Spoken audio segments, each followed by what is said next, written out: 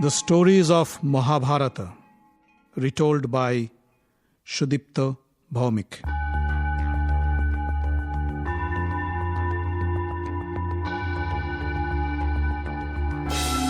Welcome, dear friends, to another episode of The Stories of Mahabharata. In the last episode, we heard how King Virat defeated Susharma's army with the help of the Pandavas. We also heard Arjun, disguised as Brihannala, had to join the action to defend Virat's kingdom from the Kaurava attack.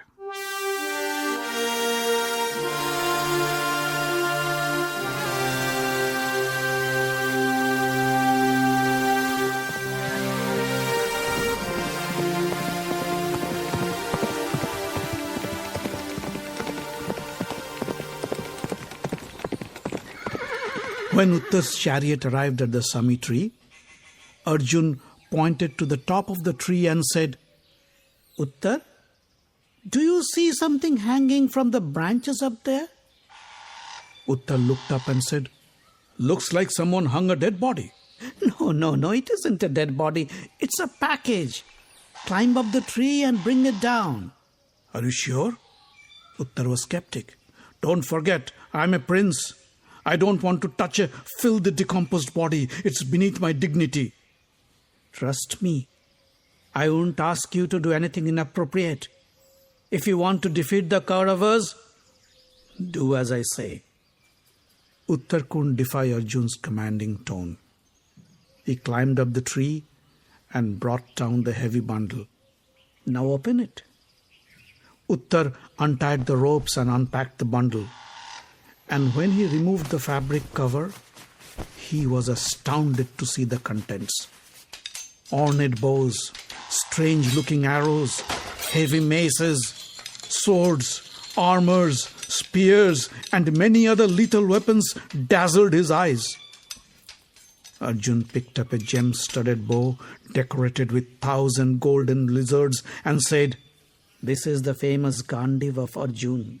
He received this as a gift from Varun, the god of the waters, during the burning of the Khandava forest."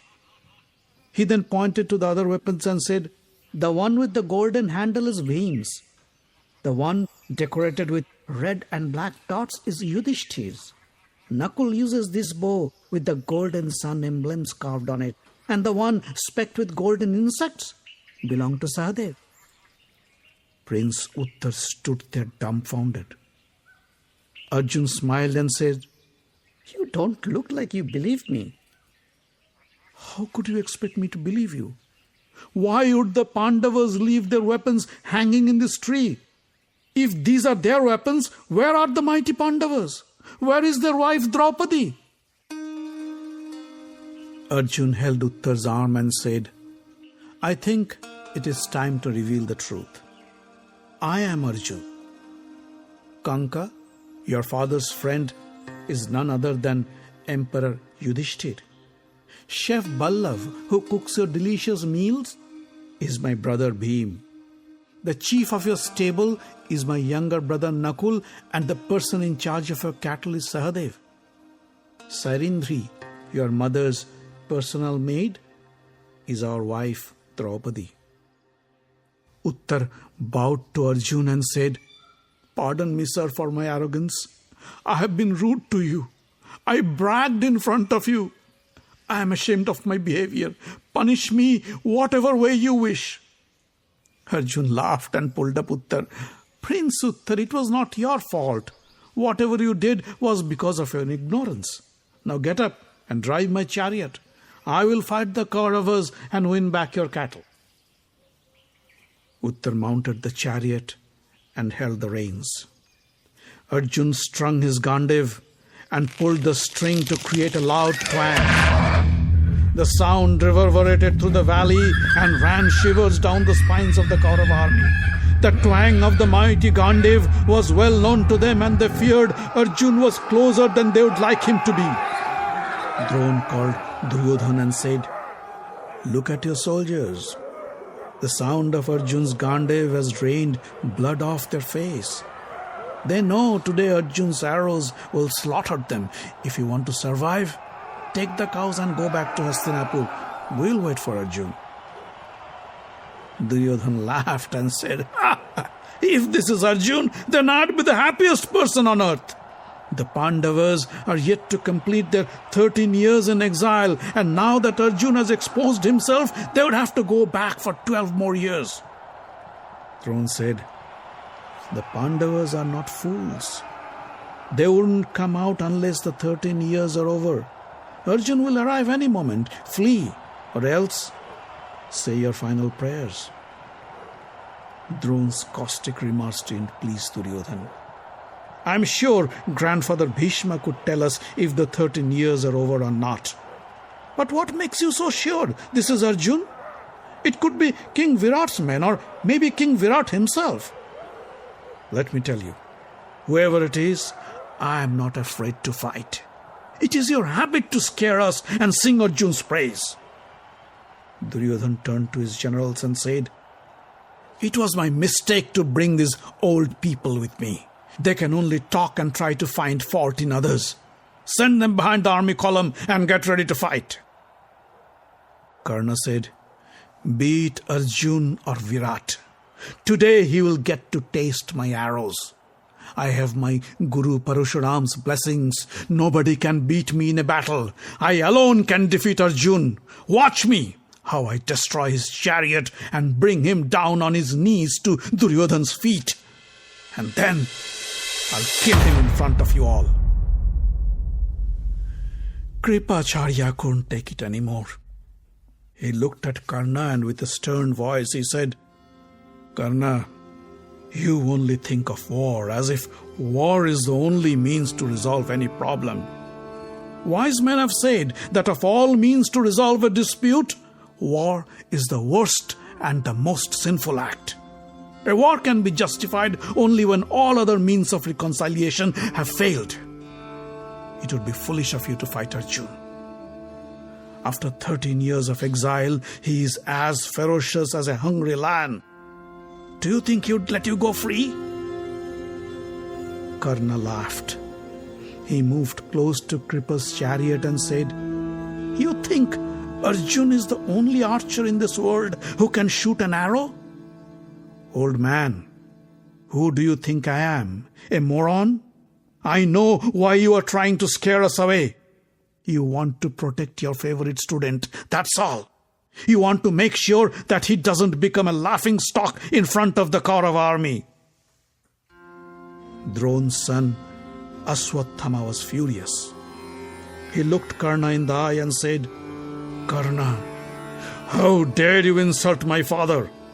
A teacher treats his student like his sons. It is natural for father to speak in Arjun's favor. And what he said is true. Karna, you always boast of your prowess, but did you ever succeed in defeating any of the Pandavas? You and your friend Duryodhana always used sly means to humiliate and defeat the Pandavas, but you always failed in combat. Keep in mind, Arjun's Gandiv doesn't shoot dice. It shoots sharp and lethal arrows. So get ready to fight. Let your advisor Shakuni fight. If my father Drona wants to fight Arjun, he can do so, but I won't. Bhishma could sense a rising dissent among the Kaurava generals. He tried to calm things down. He called Aswathama and said, Karna is only trying to provoke you to fight. He didn't mean to insult anybody. Duryodhana came to Drona with folded palms and said, Gurudev, I apologize to you on behalf of my friend. Please pardon us and lead us in this battle. Duryodhana's apology and Bhim's words calmed Drona. He went to Bhishma and said, well then, tell us, did the Pandavas complete their 13 years of exile? Bhishma nodded and said, as per my calculations, yes, they did. Arjun would never reveal himself before completing their part of the bargain. Now Duryodhana, you decide what you want to do. Give back their kingdom or prepare to fight? Giving back their kingdom is not an option at all, said Duryodhan. "Let's get ready to fight." Bhishma sighed and said, "Well then, allow me to suggest a strategy. Duryodhan, you go back to Hastinapur with a quarter of the army to protect you. Let another quarter of the soldiers take Virat's cows to your ranch. The rest stay here with us and fight Arjun." Duryodhan agreed. He left the battlefield with a fourth of the army guarding his chariot. Another team left with the stolen cows. The rest of the soldiers stood in a diamond formation with Drona in the front, Ashwatthama on the right, Kripa on the left, and Karna guarding the rear. Bhishma stood on his chariot in the center of the formation. Soon the Kauravas sighted the flag on top of Arjun's chariot. The rumbling of his chariot wheels and the sound of his conch sent shivers down the Kaurava spine. Arjun raised his bow and shot 2 arrows in the air. The arrows came flying and dropped in front of Drona's feet. Drona smiled and said, "This is how my student Arjun pays his respect." Arjun asked Uttar to take the chariot around the formation. He was looking for Duryodhan but couldn't find him. He called Uttar and said, "Duryodhan must have left with the cows. Let's leave these soldiers and try to catch up to Duryodhan and rescue your cattle. That is our main objective." As Arjun's chariot veered away from the formation, Drona knew what his student is up to. He yelled, "Arjun is going after Duryodhan! We must stop him!" The Kaurava army turned around and with a huge roar, they chased Arjun's chariot. Arjun called Uttar and said, "You keep driving the chariot till you find the cows. In the meantime, let me deal with the Kauravas." Arjun turned around and sprayed arrows on the Kaurava army. The continuous twang of Arjun's gandiv, the rumbling of the chariot wheels, and the death cry of the Kaurava soldiers reverberated throughout the battlefield. Soon Arjun's chariot reached the herd of cows. Arjun's arrows scattered the soldiers chasing the cows, and Uttar's chariot veered the cattle towards the Matsya kingdom. After rescuing the cows, Arjun asked Uttar to take the chariot to Karna. Arjun's barrage of arrows took Karna by surprise.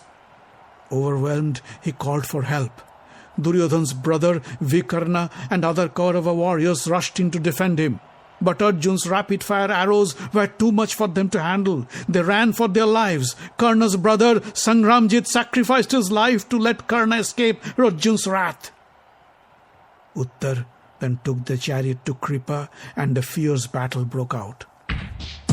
Arjun's arrows killed Kripa's horses and threw Kripa to the ground. Arjun allowed Kripa to get up and gather his weapons. Kripa took advantage of Arjun's respite and struck him with 10 arrows. Arjun smiled and with a quick few shots shattered his armor and his bow. A group of Kaurava warriors rushed in to save Kripa. They took Kripa on the chariot and fled the battleground. Arjun then faced his teacher, Drona. He bowed to Drona and said, "We completed our exile and have come to take revenge on our enemy. But I don't want to fight you unless you strike first." Drona smiled and lifted his bow and shot a volley of arrows to Arjun. Arjun retaliated, and an intense battle between a teacher and a student ensued. Arjun's arrows engulfed Drona, and the old man had a difficult time countering them. His armor shattered and his body was covered with blood. Ashwatthama came from behind to defend his father. Arjun moved away to engage with Ashwatthama, allowing a bruised Drona to escape the battlefield. Soon, Ashwatthama was out of arrows and he had no other option but to flee. Arjun didn't bother to chase Ashwatthama. Rather, he wanted to face his arch-rival Karna once again. Karna had recovered from his earlier wounds and returned to the battlefield to settle his score with Arjun. Once again, the titans clashed. But it was Arjun's day. He was indomitable, and soon Karna had multiple arrows stuck in his chest. Crying in pain, Karna once again fled the battlefield. Arjun turned to Uttar and said, "Now take me to that golden chariot in the center of the field. Grandfather Bhishma is waiting for me." Uttar was exhausted. The violence of war and the death and destruction all around was too much for him. With a trembling voice he said, "Arjun, I can't take it anymore. We have completed our mission. We got back our cows. Now can we please go back?" Arjun said, "Don't be afraid. You are doing fine. Hang on a little longer and take me to Bhishma. You will have the privilege to witness what great warriors can do in a battlefield." Uttar took the chariot to the center of the field and faced Bhishma. Arjun bowed to Bhishma and said, "Grandfather, I seek your blessings." Bhishma didn't answer. He lifted his bow and hurled a deadly weapon to Arjun. Within a split second, Arjun's arrow shot it down.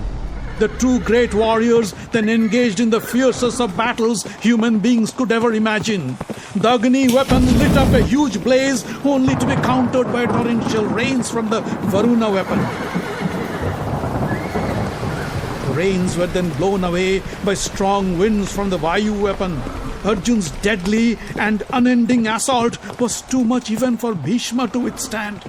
He felt dizzy and sat down on his chariot. Arjun stopped for a moment, and Bhishma's charioteer took the opportunity and fled the battleground. In the meantime, Duryodhan recouped from his injuries and returned to the battlefield and attacked Arjun. This time, he did not come alone. Drona, Kripa, Ashwatthama, Karna and Bhishma accompanied him. They circled around Arjun and attacked him from all directions. Arjun kept fighting with his conventional weapons, but he realized he was being overpowered. He pulled out the famous hypnosis weapon he had acquired from Indra and hurled it on the Kauravas. The great Kaurava warriors lost their consciousness and dropped to the ground like flies. Uttar was stunned to see the power of the weapon. Arjun said, "Uttar, we have to keep our promise to your sister Uttara. Go and get the white clothes of Drona and Kripa. Get the yellow scarf from Karna and the blue costumes from Ashwatthama and Duryodhan. Get Bhishma's clothes too. But be careful. He is stunned, but he can wake up any moment. He knows the antidote to this weapon." Uttar went to each of the gallant warriors and took off their clothes. Then he mounted the chariot and turned around to leave the battlefield. Bhishma woke up, and when he saw Arjun leaving, he attacked Arjun. Arjun turned around and with few quick blows killed Bhishma's horses. Duryodhan woke up and cried out, "Grandfather, strike him! Don't let him escape!" Bhishma laughed and said, "Why are you screaming now? Where was your valor a few moments ago when Uttar took off your clothes? Think yourself lucky to be alive. It was Arjun's magnanimity that he didn't kill you while you were unconscious. Now get back to your kingdom and let Arjun go back to Matsya with the cows." Duryodhan sighed and then ordered the Kauravas to retreat to Hastinapur. Arjun watched them from a distance and smiled. He said, "Uttar, you have accomplished your mission. You got back your cows. Let's go back to the palace." Uttar smiled and drove the chariot towards the palace of King Virat.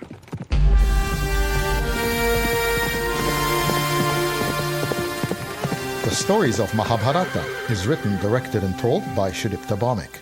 Audio engineering, original music and sound design by Avi Ziv. Find us online at facebook.com/Mahabharata podcast. Join the group for updates and news. Subscribe to the podcast using iTunes or any other podcast catcher. On Twitter, we are at Mahabharat Audio. The podcast is distributed under the Creative Commons non-commercial license.